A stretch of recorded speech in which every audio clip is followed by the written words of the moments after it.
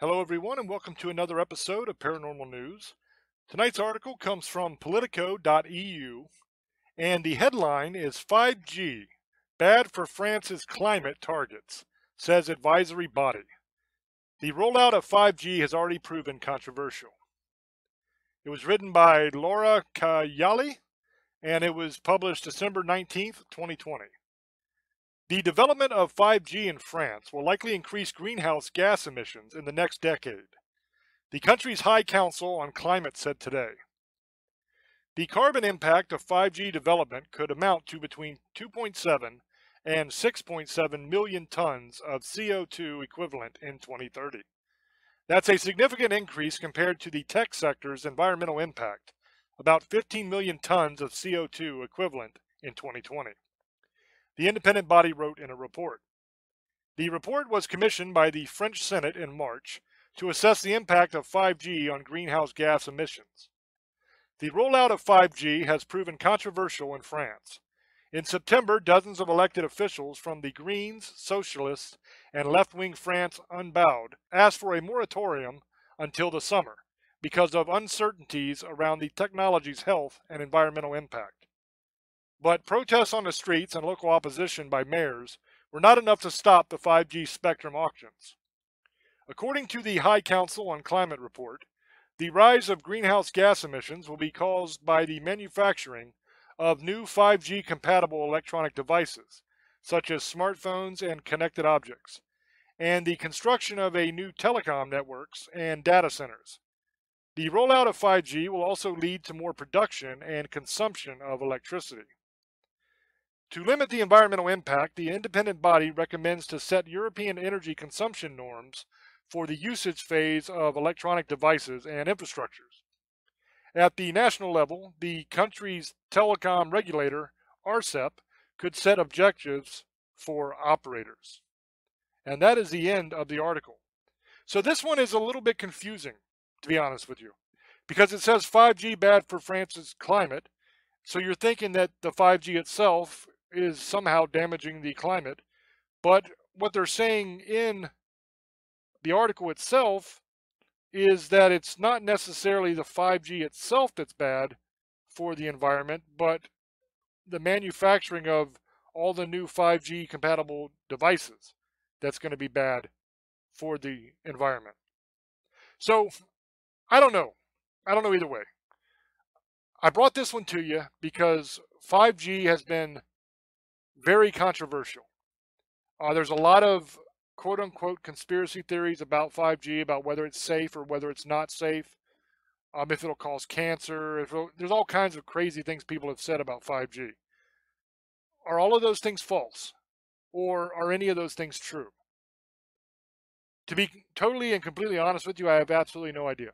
I do not know anything about 5G. I know that it's supposed to be faster, all that kind of stuff. But as far as if it's really, really bad for you or not, I don't know. I know that there's been some studies that have showed that 5G can cause problems in certain people. But I don't know whether those studies were peer-reviewed. I haven't really dug all that deep into it. So on this one, it really is going to be one of those ones where you decide for yourself what you think. One thing I think about this article is it must suck to be French, because they are saying here that they have a national telecom regulator named ARCEP. I guess that's a company that will set European energy consumption norms. So does that mean that like you can't use but so much energy? They just cut it off on you? Or do you have to pay extra if you go over like you do with minutes on a cell phone or something? That's crazy. That really sucks. Now you have a lot of people that will say that's a good thing, that we use too much energy and all that kind of stuff, and maybe that's true.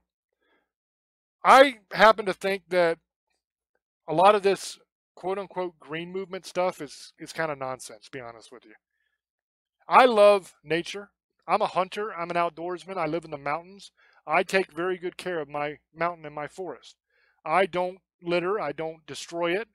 I don't do anything to hurt the ecosystem. I want clean air. I want clean water. probably more than the normal person because I live in nature. So I want to make sure that where I live is clean and safe. But a lot of it is just dumb. Like you get electric cars to take away all of the pollution coming from each vehicle on the road.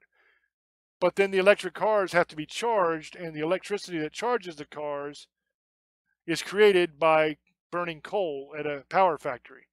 So are you actually helping anything? You're burning a lot more coal to make a lot more electricity for the electric cars to charge with.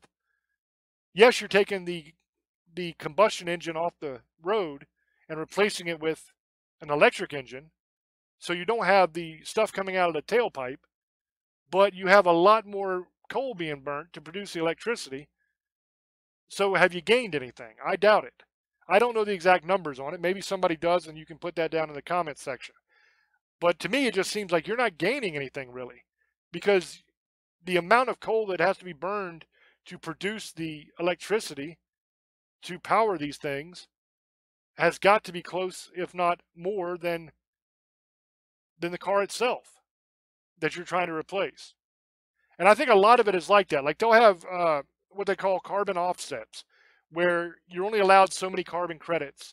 And if you go over that, you have to buy more credits, pay for more credits to use more electricity, more carbon stuff, whatever. Well, how does that help anything? People are still going to use it. They're just going to pay more for it. So somebody's getting rich off of it. Somebody's making a buttload of money off these carbon credits. But how does it help the planet at all? It doesn't. And then you have these left-wing idiots that are flying around everywhere on jets to give speeches about the climate and global warming and the green movement and all this kind of stuff. But they're flying there in a private jet to do it and taking limousines wherever they go with giant entourages of people. How is that saving anything? They're polluting like crazy to get there. It's not an electric jet. It's all crazy, man. It's all nonsense in my view.